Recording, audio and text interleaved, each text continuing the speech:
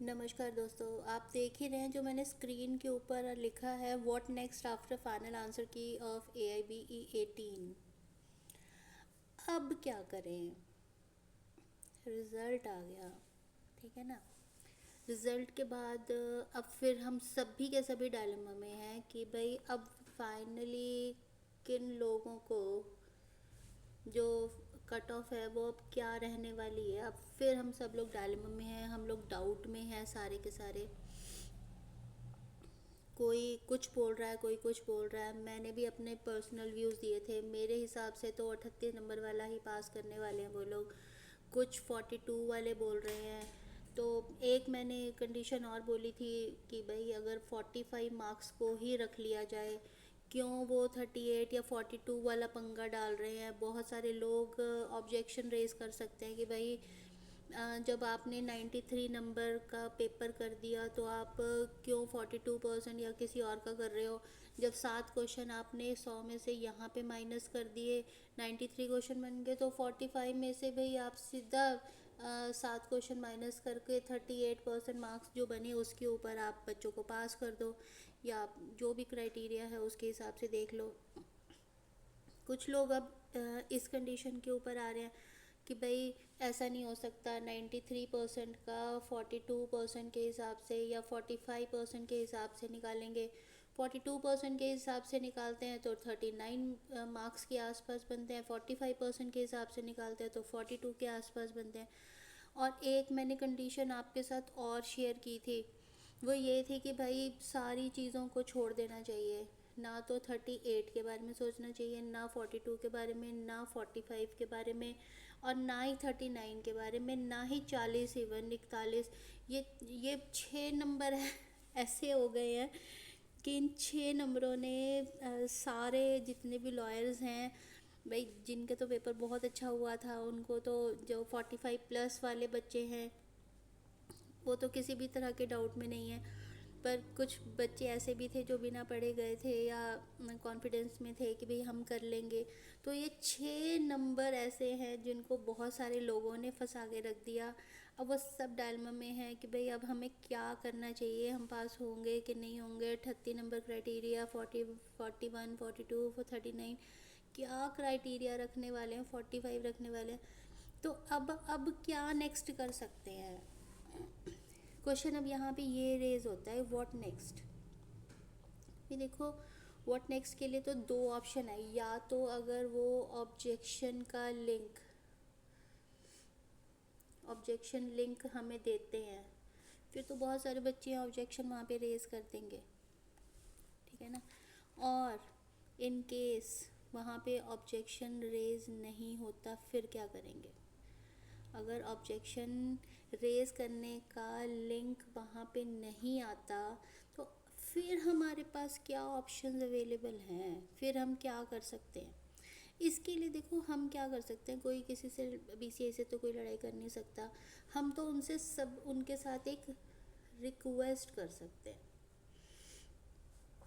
Request में क्या था कि भाई आप या तो BCA की साइट पे जाओ, वहाँ पे हेल्पलाइन नंबर्स हैं।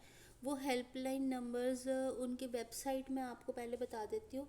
वेबसाइट उनकी क्या है, जहाँ पे जाके आप उनके फ़ोन नंबर्स निकाल सकते हो, वो है allindiabarexamination.com। All India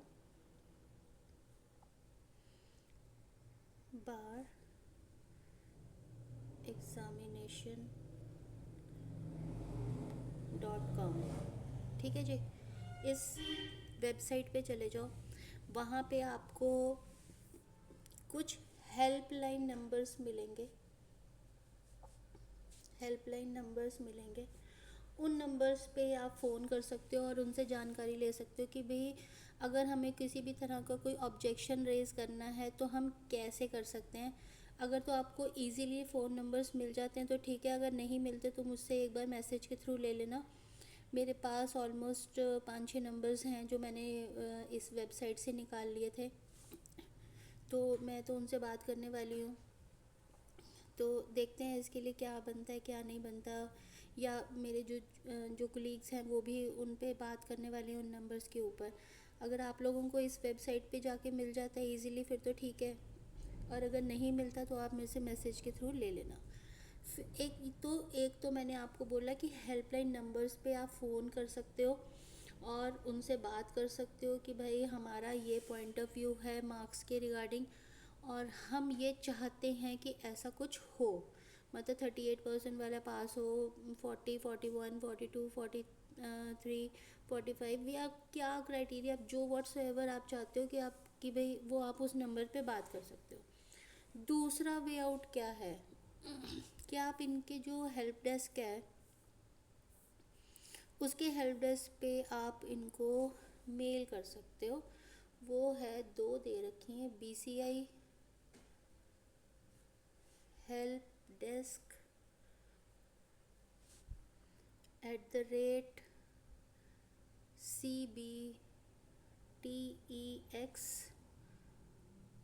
CBTEXAMS.in। एक तो भी ये वाली है, ठीक है, ये इनकी ईमेल आईडी है। जो इनकी ईमेल आईडी जो है वो भी इनकी वेबसाइट के ऊपर इजीली अवेलेबल है, BCI हेल्प डेस्क @CBTExams.in। एग्ज़ाम्स.in ही है। और एक और दे रखी है, काउंसिल COUNCIL, सॉरी मेरी हैंड राइटिंग थोड़ा सा इस पर मेरे को ठीक से लिखना नहीं आता है तो हैंड राइटिंग थोड़ी, AIBE@gmail.com। ठीक है, तो आप काउंसिल COUNCIL AIBE@gmail.com, तो इन जो दोनों मैंने आपको ईमेल आईडीज़ दी हैं ये भी इनकी ईमेल आईडी ही है, ठीक है। इनके ऊपर आप अपनी ऑब्जेक्शन को रेज़ कर सकते हो और उनसे बात कर सकते हो कि भाई अब हम ये चाहते हैं कि आप इस ढंग से करो, ठीक है। आपका खुद का जो भी ओपिनियन हो वो आप एक रिटन फॉर्मेट में दे सकते हो, क्योंकि देखो रिटन का ऑब्वियसली आपको पता ही है डॉक्यूमेंट्री प्रूफ है ही है, ठीक है। वर्बल का क्या डॉक्यूमेंट्री प्रूफ होगा, वो आपकी बात सुनेंगे बस, ठीक है, उनके पास पता नहीं कितने लोगों के फ़ोन आ रहे होंगे, वो हर किसी का नाम या हर किसी की डिटेल्स तो प्रॉपरली जॉट डाउन नहीं करने वाले हैं। तो कोई ठीक है, ओरल तो बहुत ज़्यादा कोई ख़ास प्रूफ बनता नहीं है, बट डॉक्यूमेंट्री प्रूफ ऑब्वियसली अपने आप में एक बहुत अच्छा प्रूफ बन जाता है। तो आप उनको, मेरी ये सजेशन है कि आप उनको मेल करो। और एक और है कि in case you are not satisfied with the response और in case of lack of response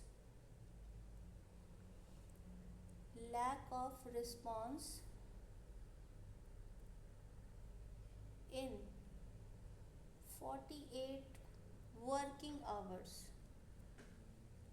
email आप किसको कर सकते हो, ये है जी JS Sharma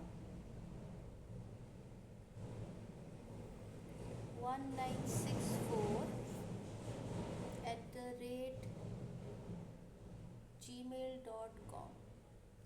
अगर आपको लगता है कि आपने जो भी काम किया या उन्हें फ़ोन किया या आपने मेल की, अगर with in 48 hours you do not get any kind of response, you may send a message @JS, this is JS Sharma 1964@gmail.com, ठीक है। तो इसके ऊपर भी आप उनको मेल करके अपनी बात रख सकते हो, पर एक चीज़ का ध्यान रखना है कि ये हमेशा रिक्वेस्ट के फॉर्म में ही रहना चाहिए। हम उनको ऑर्डर प्लेस नहीं कर सकते हैं, हमारे पास ये अथॉरिटी नहीं है। हम सिर्फ़ और सिर्फ BCA से रिक्वेस्ट कर सकते हैं। तो आपकी जो लैंग्वेज होनी चाहिए वो रिक्वेस्टफुल और रिस्पेक्टफुल दोनों होनी चाहिए। रिक्वेस्टफुली आपको ये मैसेज करना है और रिस्पेक्टफुली भी आपको इस चीज़ का ध्यान रखना है कि जो भी शब्दों का आप इस्तेमाल कर रहे हैं उसके अंदर रिस्पेक्ट और रिक्वेस्ट दोनों शामिल होनी चाहिए। तो ही हो सकता है कि BCI हमारी किसी भी बात को जेन्युइनली हमारी बात को समझे या हमारे को कहीं ना कहीं थोड़ा बहुत हमें बेनिफिट दे दे। तो मैं अब आपको थोड़ा सा और ब्रीफ कर देती हूँ कि किस तरह की आप कह सकते हो कि भाई आप उनके सामने जो मेरा पॉइंट ऑफ व्यू उसके हिसाब से बता रही हूँ। पहला तो यही है कि आप उनको ये बोल सकते हो कि भाई जब आपने 93 मार्क्स में से लिया तो 100 में से अगर आपने 7 नंबर हटा दिए तो आप सीधा एक काम करो, 45 में से भी 7 मार्क्स हटा के सीधा 38 मार्क्स वालों को पास मार्क्स कर दो। जिनके भी 38 नंबर आए उनको आप पास दे दो। 7 आपने ये हटा दिए और 7 अपनी यहाँ से हटा दो। एक तो कंडीशन ये थी जो मेरे को समझ में आ रही थी, और दूसरी कंडीशन ये थी कि भाई आप हमें किसी भी पंगे में ना डालो, ना आप पंगे में डालो ना हम पंगे में डलते हैं। ना 38 39 40 41 42 43 44 किसी नंबर के ऊपर ना हो। आप 100 नंबर का ही पेपर रखो, 45 नंबर ही पासिंग मार्क्स रख लो। जो 93 नंबर आए हैं, अगर आपने 7 यहाँ से माइनस कर दिए 93 देके, तो यहाँ पे आप जितने भी बच्चे के जो भी नंबर आए हैं उसके अंदर 7 मार्क्स की ग्रेस दे दो हर बच्चे को, एवरी इंडिविजुअल। एवरी इंडिविजुअल जिसके जितने भी नंबर आए हो, हर एक बच्चे को 7 मार्क्स की ग्रेस दे दो। भाई देखो, जब ये क्वेश्चंस हमारे सामने आए थे तो हमने भी तो बेयर एक्स में ढूंढने की कोशिश करी। जब बेयर एक्स में ढूंढने की कोशिश की और वो बेयर एक्स में हमें नहीं मिले होंगे, आउट ऑफ सिलेबस होंगे, या क्या रीज़न रहा कि भाई जो इन्होंने यहाँ से ये क्वेश्चंस हटा लिए, ऑब्वियसली ये कि आउट ऑफ सिलेबस रहे होंगे, इसी वजह से हटाए होंगे। तो हमें इन 7 क्वेश्चंस को करने में भी तो टाइम लगा कि नहीं लगा, इनको ढूंढने में मुझे टाइम लगा कि नहीं लगा। तो जब मैंने बेयर एक्स खोले, मैंने देखा कि भाई ये क्वेश्चंस कहाँ है कहाँ है कहाँ है। हर क्वेश्चन को हो सकता है मैंने 2 से 3 मिनट दे दिए हों। अगर मेरे सामने ये क्वेश्चन नहीं होते तो हो सकता है मैं दूसरे क्वेश्चन जो थे उनको मैं ज़्यादा टाइम दे देती, ये भी तो हो सकता था ना। तो मेरा जो इनके ऊपर 2 से 3 पर क्वेश्चन का जो मेरा टाइम वेस्ट हुआ है, मैं कह रही हूँ 7 के 21 3 मतलब ऑलमोस्ट मैंने 3 मिनट हर एक उसको दिए, या 2 मिनट ही कह लो, 14 15 मिनट मैंने इन 7 क्वेश्चंस को दिए। तो मेरा भी तो टाइम वेस्ट हुआ कि नहीं हुआ। तो आप, ये रिक्वेस्ट है हमारी आपको कि आप कुछ भी मत करो, किसी भी तरह के लड़ाई झगड़े में ना पड़ो। 7 मार्क्स की ग्रेस हर बच्चे को दे दो, जिसके जितने भी नंबर हो। अगर वो 7 मार्क्स को ग्रेस मार्क्स मिलने के बाद 45% का क्राइटेरिया फुलफिल करते हैं जनरल और ओबीसी के लिए, और 40% SC ST कैंडिडेट्स के लिए, अगर वो क्राइटेरिया फुलफिल करते हैं तो आप उनको पास दे देना। अगर वो नहीं करते हैं तो आप उनको सीधा फेल दे देना। सिंपल है बिल्कुल ही। यहाँ पे किसी भी तरह की कोई डाउट वाला सिचुएशन ही नहीं आएगी। ना तो आपके पास कोई पॉइंट होगा कि भाई हम जाके BCI से लड़े, ना मेरे पास कोई पॉइंट होगा। अब BCI ये बोलेगी कि यार, या फिर या मैं ही बोलती हूँ कि भाई आपके नंबर तो 40 थे, आने चाहिए 42, और BCI ने आपको 2 मार्क्स के ग्रेस दे दिया तो आपके बन गए 42। तो भैया मैंने क्या गुनाह करा है, मेरे को भी तो नंबर दो, मेरे को भी तो ग्रेस मार्क्स दो। क्यों, मेरे अगर एक नंबर कम आ गए तो 7 क्वेश्चन जो मेरे को आपने गलत दिए तो उनकी वजह से भी तो हो सकता है मेरे को टाइम ना मिला हो। मैंने उनको ढूंढने में 20-21 मिनट अपने ख़राब करे। मेरे को अगर वो 20-21 मिनट मुझे मिल जाते तो मैं दूसरे क्वेश्चन में उसको डिवाइड कर देती, तो हो सकता है मेरे वो क्वेश्चन और ज़्यादा सही हो जाते। तो मुझे ये सारी चीज़ों को, तो BCI को ध्यान रखना पड़ेगा। और आपको सबको पता है कि इस बार का पेपर कंपैरेटिवली थोड़ा सा तो टफ़ था। भाई मेरे को तो लगा कि टफ़ था, आप लोगों को कितना टफ़ लगा वो मुझे नहीं पता। पर तो आप ये भी तो देखो ना कि अगर आप जैसे, अगर मुझे महसूस हो रहा है कि भाई पहले क्या था, 40% का एग्रीगेट था, अब कर दिया 45% का एग्रीगेट। एक तो 5% नंबर हट बढ़ा दिए। इस बार थोड़ा सा कंपैरेटिवली डिफ़िकल्ट था। ठीक है, तो एक आपने ये काम कर दिया। तीसरा काम, आप पहला काम आपने ये किया, दूसरा काम आपने कंपैरेटिवली डिफिकल्ट दे दिया, तीसरा काम आपने क्या किया कि 7 क्वेश्चंस को आपने आउट ऑफ सिलेबस या गलत दे दिए। उसके बाद चौथा काम क्या किया, आपने 5 क्वेश्चन ऐसे दिए जिसके आंसर्स को आपने चेंज कर दिया, आपको खुद ही नहीं पता था कि भाई इसके आंसर्स क्या है क्या नहीं, आपने पहली बार गलत उनके आंसर्स दिए। बच्चों ने जब वहाँ पे ऑब्जेक्शन रेज की तब जाके बीसीआई को पता लगा। तो ये सारे पॉइंट्स जो हैं, जब पॉइंट्स को हम रखेंगे बीसीआई के सामने, तो हो सकता है वो हमारी बात से कन्विंस हो जाए।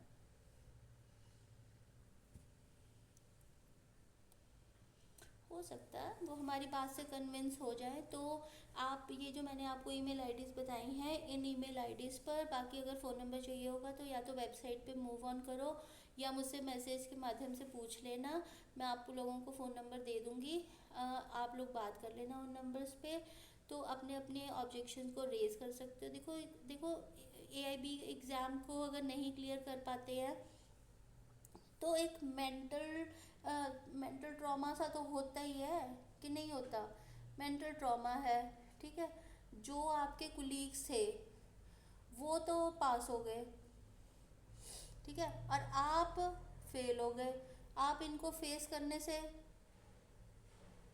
से घबराओगे कि नहीं घबराओगे? जल्दी जल्दी इनको फेस करने का मन नहीं करेगा। चौथा, आपका जल्दी जल्दी कोर्ट जाने का मन नहीं करेगा कि बोलो यार क्या मेरा पेपर ही क्लियर नहीं हुआ। पांचवा, फिर आपको दोबारा से फीस जमा करानी पड़ेगी, ठीक है। फिर आप ये चीज़ भी होगी, उसके बाद फिर आपको एक डर रहेगा हर वक्त, भाई अगर AIB 19 भी क्लियर नहीं हुआ फिर मेरा क्या हुआ। इसका मतलब सारी कहानी जो है वो मेंटल ट्रॉमा की फिर से शुरू हो जाएगी। मेंटल ट्रॉमा में आओगे, फिर पास और फेल वाला चक्कर देखोगे कि आपके जो जूनियर्स है वो पास हो गए, आप पता नहीं फेल हो जाओगे। फिर आप उन्हें फेस नहीं कर पाओगे, फिर कोर्ट जाने का मन नहीं करेगा, फिर से फीस देनी पड़ेगी। फीस इस बार तो आपको सिर्फ AIB 19 की देनी पड़ेगी, अगली बार तो पूरी रजिस्ट्रेशन की देनी पड़ेगी। तो भाई सीधी बात है, बेटर यही है कि भैया आप उन लोगों से बात कर लो, उन लोगों को बोल लो कि भाई हम हमारे आप इस चीज़ का ग्रेस मार्क्स दो हमें। हमें नहीं पता, ये हम हमारी गलती नहीं है, हमारे 7 मार्क्स आपने वैसे किए, 5 क्वेश्चन आपने वैसे गलत कर दिए, ऑप्शन चेंज कर दिए।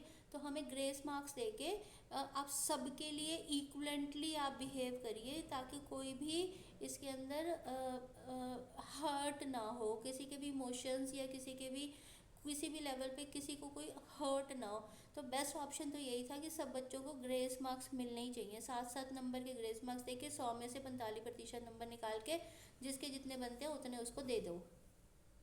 जो फेल होता है हो जाएगा, जो पास होता है वो हो जाएगा, 45 वाला पास हो जाएगा, बाकी जिसके कम है तो वो फेल हो जाएगा, ठीक है ना।